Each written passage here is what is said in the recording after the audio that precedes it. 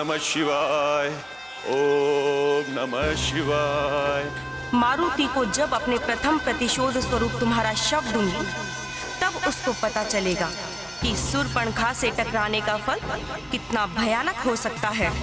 ओम नमः शिवाय, ओम नमः शिवाय, ओम नमः शिवाय।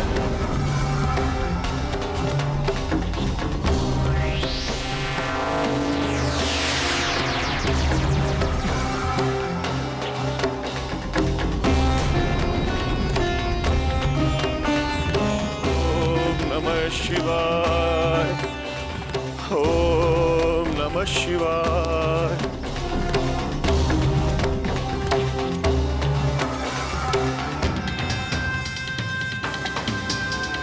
ओम नमः शिवाय, ओम नमः शिवाय।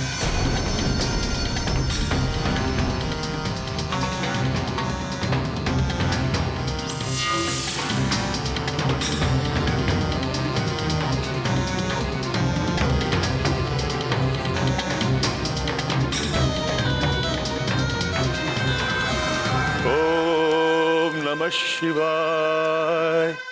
मैं जानती हूँ वानर कि तुम वानरों को लड्डू बहुत प्रिय होता है, इसलिए तुम इसे खाना अस्वीकार कभी नहीं करोगे और मेरा प्रतिशोध बिना कोई विशेष श्रम किए पूर्ण हो जाएगा। ओम नमः शिवाय। क्योंकि यह लड्डू कोई साधारण लड्डू नहीं है, बल्कि विषयुक्त लड्डू है जो तुम्हारे जीवन को काल के गाल में पहुंचा देगा।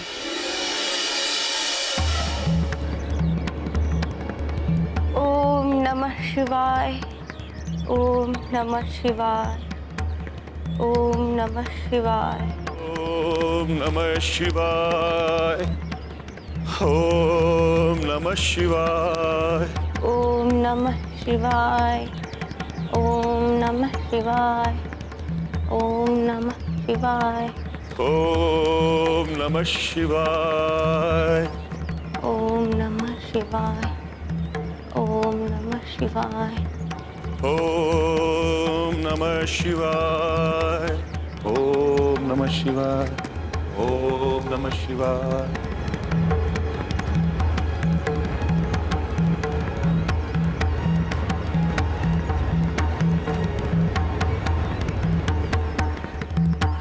क्या बात है काकी, आप ठीक तो हैं?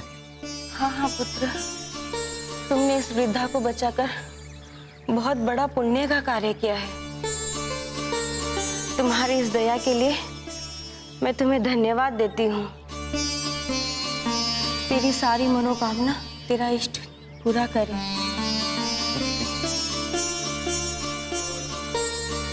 मूर्ख वानर, आज तूने एक वृद्धा को नहीं बल्कि अपनी मृत्यु को सहारा दिया है, साक्षात अपने काल को।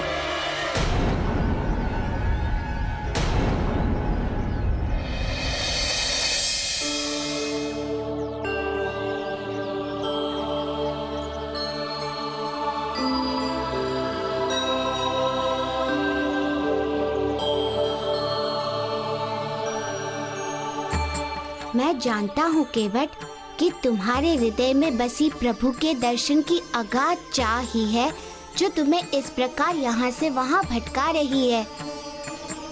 किंतु वो ये नहीं समझ पा रहा है कि वो इस चाह में कस्तूरी मृग बना भटक रहा है। हाँ केवट, जिस प्रकार मृग को पता नहीं होता कि वो जिस सुगंध के पीछे भटक रहा है वो तो उसकी नाभि में ही है, उसी प्रकार तुम हो, उस तट को छोड़कर यहाँ वहाँ भटक रहे हो प्रभु के दर्शन के लिए, जिस तट पर तुम्हें प्रभु के दर्शन होने हैं। हाँ केवट, तुम्हारा यत्र तत्र भटकना व्यर्थ है, क्योंकि प्रभु तुझे कहीं अन्यत्र दर्शन नहीं देने वाले हैं। सरयू के तट को छोड़कर जाने का अर्थ है तुम्हारे जीवन में केवल हताशा और निराशा, अविश्वास, इसके अतिरिक्त और कुछ भी नहीं।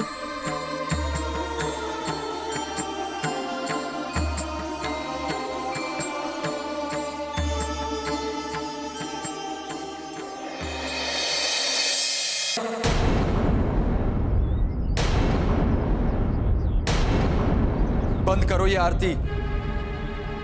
क्यों पुत्र, क्या हुआ? और तुम भगवान की आरती बंद करने के लिए क्यों कह रहे हो? क्योंकि कोई भगवान नहीं है संसार में। सब छलावा है, भ्रम है। ये तुम कैसी बातें कर रहे हो? इस प्रकार की भाषा का प्रयोग तो नास्तिक लोग किया करते हैं। भगवान तो सर्वत्र हैं।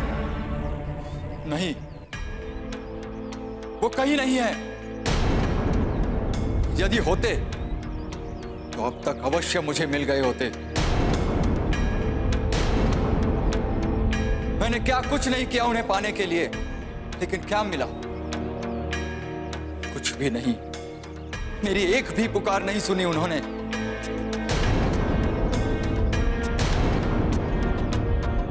पुत्र, प्रभु अपने सच्चे भक्तों की पुकार हमेशा सुनते हैं और तुम्हारी भी पुकार अवश्य सुनेंगे।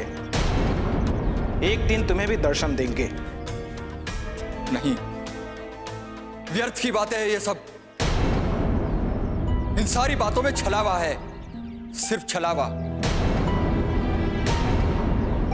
तनिक भी विश्वास नहीं है मुझे इन सारी बातों पर। अब मैं नकारता हूं आपके प्रभु के अस्तित्व को। ये संसार बिना प्रभु के ही गतिमान है।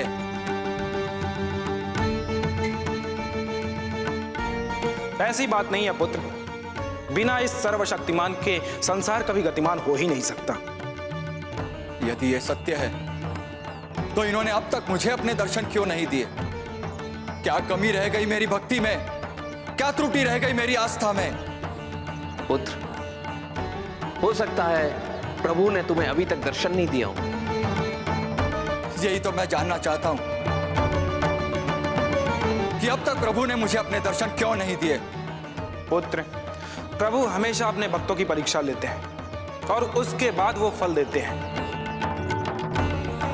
मिथ्या है ये सब मिथ्या है। मनुष्य को स्वयं को समझाने का मात्र एक बहाना है। अरे जो है ही नहीं वो फल क्या देगा और परीक्षा क्या लेगा?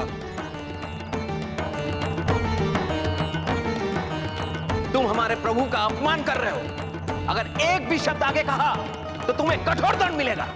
दंड के भय से मैं सत्य कहने से नहीं चूकूंगा और ना ही अपने अनुभव कहने से। नास्तिक, इसका अर्थ है कि तुम घोर नास्तिक हो और इसका दंड तुम्हें मिलेगा।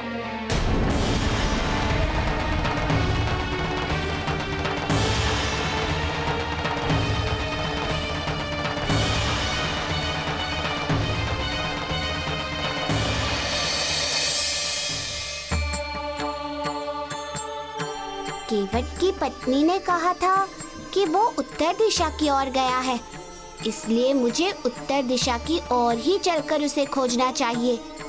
उस दिशा में पड़ने वाले गांव के लोगों से ही केवट के विषय में पता चल सकता है।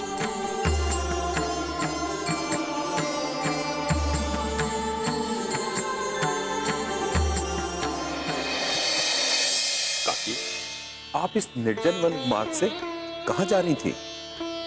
निकट के शिव मंदिर से भोलेनाथ का दर्शन करके बस अपनी कुटिया की ओर जा रही थी। पुत्र, तुम्हें देखकर तो ऐसा बोध हो रहा है कि तुम बहुत लंबी यात्रा के लिए निकले हो। हाँ काकी, आप बिल्कुल सत्य कह रही हैं। मैं भोलेनाथ के दर्शन के लिए कैलाश पर्वत जा रहा हूँ। ये तो बहुत शुभ कार्य करने जा रहे हो। बहुत सौभाग्यशाली हो तुम। मैंने भी कैलाश जाने की बहुत कोशिश की, लेकिन जा ना सकी। और अब तो शरीर भी गिर चुका है, चाहकर भी नहीं जा सकती। और अब जब तुम भोलेनाथ के दर्शन करोगे तो मैं भी यही सोचूंगी कि मैंने भी दर्शन कर लिए। पुत्र, ये शिव जी का प्रसाद है। तुम शिव भक्त हो, इसलिए मेरी इच्छा है कि तुम ये प्रसाद ग्रहण करो। हाँ काकी, अवश्य। मैं इस प्रसाद को अवश्य ग्रहण करूंगा। लाइए।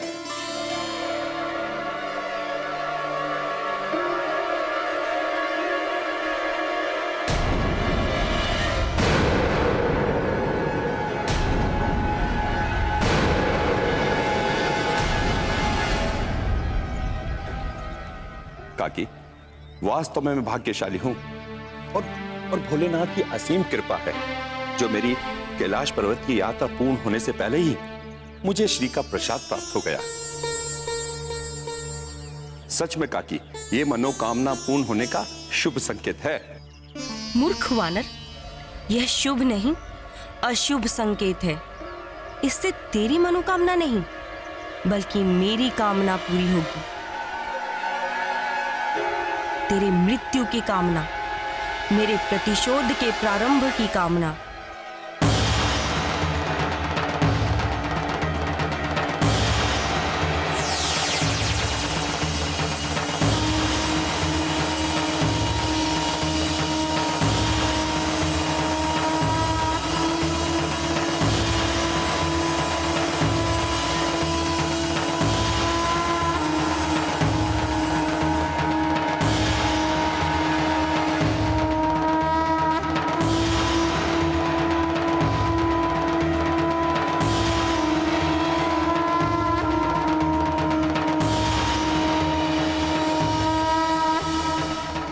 काकी, आपके इस प्रसाद को ग्रहण करने के बाद मेरे शरीर में एक नई ऊर्जा का संचार हो गया है। मुझे ऐसा प्रतीत हो रहा है कि मैं दुगनी गति से अपनी मार्ग की ओर प्रस्थान कर सकूंगा और शीघ्र ही कैलाश पर्वत पर पहुंच जाऊंगा। अब मुझे आज्ञा दीजिए, यात्रा लंबी है और मुझे निकलना चाहिए।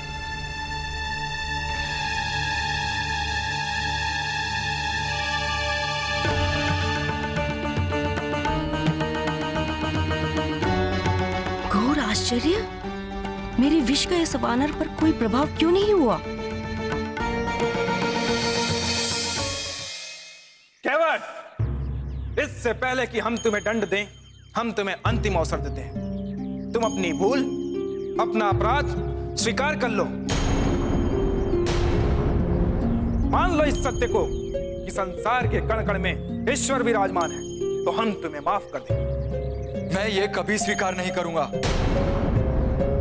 चाहे इसलिए आप लोग मेरा प्राण ही क्यों ना ले ले। किंतु जो मिथ्या है इसे मैं कदापि सत्य नहीं कहूंगा, कदापि नहीं। पुजारी जी, इस अधर्मी से बात करने का कोई लाभ नहीं है, इसे दंड मिलना चाहिए। हाँ, यदि सत्य कहना अधर्म है तो मैं अधर्मी हूं मैं अधर्मी। दीजिए मुझे दंड, जो दंड देना चाहते दीजिए, मैं स्वीकार करता हूं।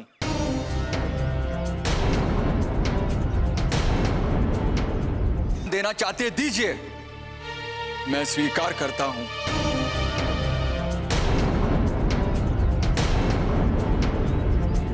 पुजारी जी, ये अधर्मी के साथ साथ मूर्ख और अभिमानी भी है।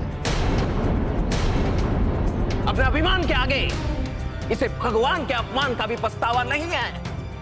हाँ, मुझे किसी भी बात का पछतावा नहीं है और ना ही कभी होगा, क्योंकि मैंने उसे नकारा है, उसकी सत्ता को अस्वीकार किया है, जिसका इस संसार में कोई अस्तित्व ही नहीं है।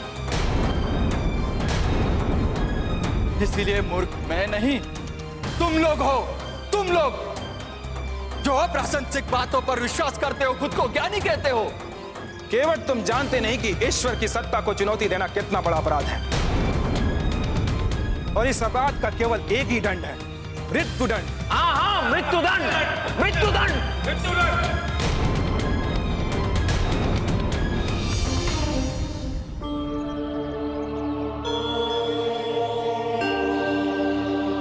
मैंने सभी गांव में पता कर लिया, किंतु किसी को भी केवट के विषय में कुछ भी पता नहीं है। न जाने कहाँ चला गया है केवट। नारायण नारायण।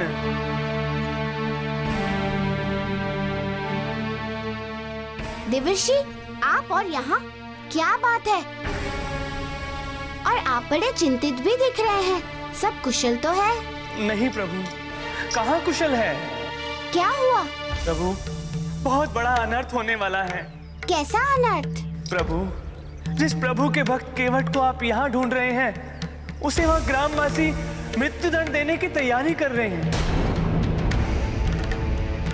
शीघ्र चलिए प्रभु, शीघ्र चलिए, अन्यथा बहुत बड़ा अनर्थ हो जाएगा। प्रभु, अब उसे केवल आप ही बचा सकते हैं, केवल आप।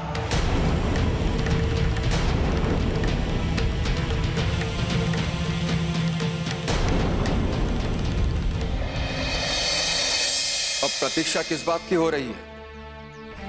उठाओ अपना धनुष बाण और मार दो मुझे, छलनी कर दो। जिस जीवन में प्रभु के दर्शन नहीं, उस जीवन से अच्छा मृत्यु है। मार दो मुझे, शीघ्र मार दो। अधीर मत हो नास्तिक, हम शीघ्र ही तुम्हें वो सुअवसर देंगे कि तुम परलोक जाकर प्रभु के दर्शन कर सको, उसके अस्तित्व को जान सको, समझ सको। फिर वही झूठ, फिर वही झूठ। आपके प्रभु का अस्तित्व ना तो इस लोक में है और ना ही किसी और लोक में। मूर्ख, अभिमानी, अधर्मी, नास्तिक, तुम्हें मृत्यु का भी भय नहीं? जो इस काल के सम्मुख खड़ा होने के बाद भी तुम हमारे ईश्वर का अपमान कर रहे हो, तुम वास्तव में ही मृत्यु दंड के योग्य हो। तेरी तो अविलंब बलि चढ़ा देनी चाहिए, अविलंब। हरि जी, आप तो अपने प्रभु में अटूट विश्वास करते होंगे ना? यह भी भला पूछने की बात है मूर्ख? तो फिर आप ये भी मानते होंगे कि जीवन और मृत्यु दोनों ही आपके प्रभु के ही हाथ में होता है। निसंदेह। परंतु मैं कहता हूं कि मेरी मृत्यु आपके प्रभु के अस्तित्व की परीक्षा है। तुम्हारे कहने का तात्पर्य क्या है? केवल इतना ही कि यदि सच में ही प्रभु है, ईश्वर है, तो वो इस केवट के प्राणों की रक्षा करेंगे।